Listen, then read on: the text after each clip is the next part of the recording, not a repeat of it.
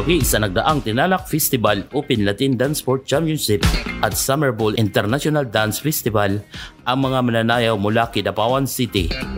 Nasungkit ni Charles Daniel Gases at Tatisha Phyllis katubig ang kampyonato sa Summer Bowl International na ginanap sa New Coast Convention Center sa Boracay, Aklan noong June 30, 2025. Champion din sa Tinalak Festival si Nalia Lumugdang at Ray Alexander Enoch na ginanap naman sa South Cotabato Cultural Center noong July 6, 2025. Ang kanilang tagumpay kasama ng kanilang coach na si Judelito Lanito na ay kinilala rin ng lokal na pamahalaan ng Kidapawan kasabay ang Monday Convocation Program na ginanap noong Lunes, July 14, 2025.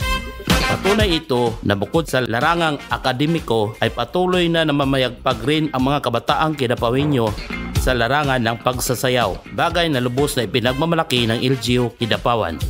Makakaasa ang lahat ng mga kabataang Kidapawenyo na patuloy na magkikiisa at susuporta sa bawat kompetisyon, laban at patimpalak na kanilang sinasalihan ang Kidapawan City LGU kasama ang mga opisyalis at kawani nito.